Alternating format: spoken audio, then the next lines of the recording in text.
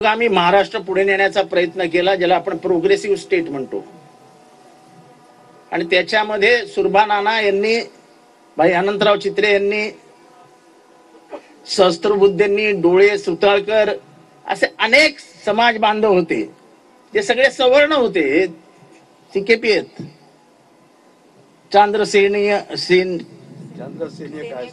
चांद्रसेनीय कायस्थ प्रभू, या समाजातल्या ह्या सगळ्यांनी एकत्र येऊन ह्याला विरोध केलाय. आणि मनू हा किती विकृत होता याचे काही उदाहरणं मी आज आणलेली आहेत. आणि खास करून स्त्रियांना मला सांगायचंय, स्त्री कुठल्याही ह्याच्यातली असतो,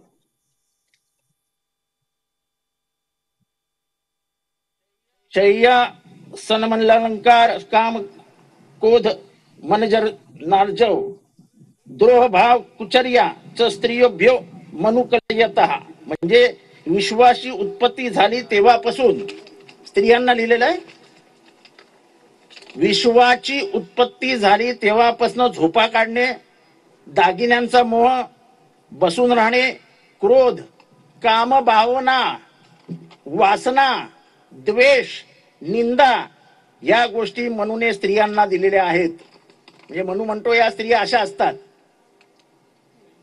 दुसरं, अविद्वांस समल लोके विद्वांस मापी वा पुन्हा प्रमदा हेतुपत्र नेतू काम क्रोध वा वशानुगम.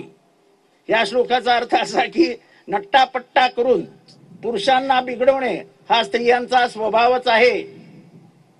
म्हणून ज्ञानी माणसं त्या वाटेला जात नाही.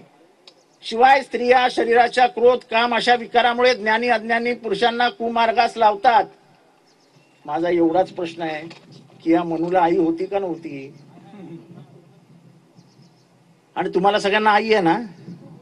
तुम्ही कुठल्या जाती नाती काय ते मला धर्मबिर्म माहित नाहीत. तुम्हाला मान्य आहे का तुमची आई अशी आहे का? मला हात उचलून सांगा ना, तुमची आई अशी आहे का? सगळ्यांनी हात उंच करा बरं. अर्ध्या जणांनी खाली काय ठेवताय? तेव्हा तुम्हाला सांगतो अजून. आता मी हा श्लोक वाटत नाही पण त्याचा ट्रान्सलेशन सांगतो. वरीच 5 श्लोकांमध्ये मनुस्मृती 4 वर्णांची निर्मिती सांगते व ब्रह्मदेवानेच या वर्णांच्या कामांची विभागणी केली आहे असं सांगणे. ब्राह्मणांची काम नाही, शिकणे शिकवणे, यजन याजन दान घेणे व देणे, प्रजारक्षण दान देणे, यज्ञ अध्ययन विजयाशक्त नसणे ही क्षत्रियांची कामे. पशुपालन ज्ञान यज्ञ करणे अध्ययन व्यापार सावकारी शेती ही वैश्यांची कामं. ब्राह्मण क्षत्रिय वैश्य या तिन्ही वर्षांच्या कोणताही दुजाभाव न करता सेवा करणे हे देवाने नेमून दिलेल्या शूद्रांची कामं. 10 वर्ष वयाचा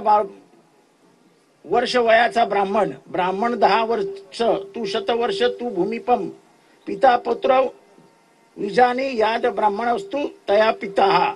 10 वर्ष वयाचा ब्राह्मण मुलगा 100 वर्ष वयाच्या क्षत्रियाला पित्याप्रमाणे आहे. हे मी नाही म्हणत, मनू म्हणतोय.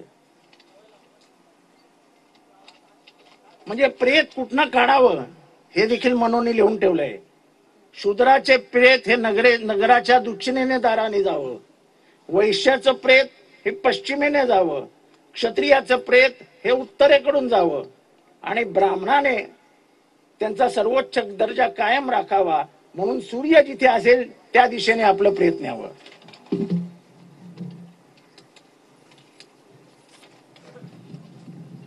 बाकी अत्यंत घाणेरडे ती काय मी वाचून दाखवत नाही. ह्याच्यात सर्वात जास्त घाण कोणाबद्दल लिहिलं असेल तर शूद्र आणि स्त्रिया. स्त्रिया ह्या मानवजातीत मोडत नाहीत. त्यांचा उपभोग एवढंच त्यांचं काम आहे. त्यांचा उपभोग घ्या आणि त्यांना सोडून द्या असं मनूचं मत आहे. तुमचं मत काय आहे? तुम्हाला काय वाटतं? आणि म्हणून मनूचे 2 श्लोक काय आणि अख्खं मनुस्मृती काय याचा समावेश हळूहळू होणार आहे. जेव्हा 2 श्लोक आत येत आहेत तेव्हा अख्खा मनुस्मृती यायला वेळ लागणार नाही. मी ह्यांना आज या ठिकाणी एवढ्यासाठी बोलवलं की यांचा ऐतिहासिक संदर्भ आहे. बाबासाहेबांना जागा देणे, बाबासाहेबांसाठी उभं राहणं हे महाडच्या तमाम नागरिकांनी केलं. आजूबाजूच्या गावातले बहिष्कृत समाज जेव्हा इथे आला तेव्हा त्यांना अन्न पाणी काही मिळत नव्हतं. तेव्हा यांच्यासारख्या म्हणजे यांच्या आजोबांनी हे सगळं आयोजित केलं. त्याच्यासाठी त्यांना काय भोगावं लागलं तर त्यांच्या घरावरती भाई अनंतराव चित्रे यांच्या घरावरती, सहस्त्रबुद्धे यांच्या घरावरती, माधवशेठ थरवळ यांच्या घरावरती 10 वर्ष बहिष्कार घालण्यात आला. त्यांच्या पूजे अर्चा लग्नाला कोणीही जात नसत.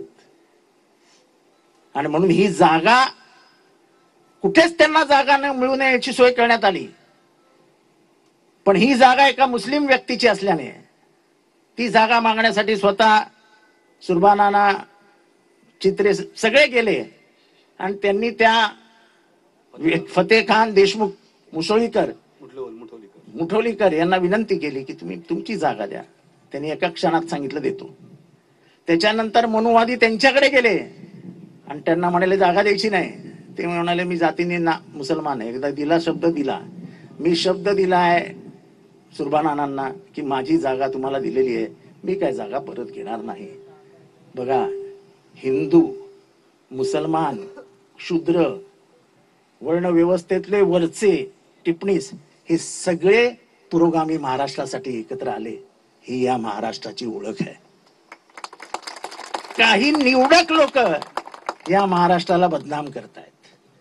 काही निवडक लोक या महाराष्ट्राला परत एकदा 4000-5000 वर्ष पाठीमागे घेऊन जाण्याचा प्रयत्न करतायत. एकीकडे संविधान बदलण्याचं काम सुरू आहे, एकीकडे जातीय द्वेष या माध्यमातून भडकवणार जाणार आहे, एकीकडे धर्मद्वेष वाढतोय आणि त्याच्यातनं या देशाला एक आव्हान निर्माण झालंय. जे आव्हान बाबासाहेब आणि या सगळ्यांनी महाडच्या लोकांनी उभ्या जगाला दाखवलं की बघा आम्ही हे कसं करू शकतो, भेदभाव आम्ही कसे मिटवू शकतो, ते आपल्याला सगळ्यांना महाडच्या धरतीतनं एक स्फूर्ती घेऊन महाराष्ट्रभर फिरावं लागेल. त्याच्यासाठी तयार राहा एवढंच तुम्हाला सांगतो.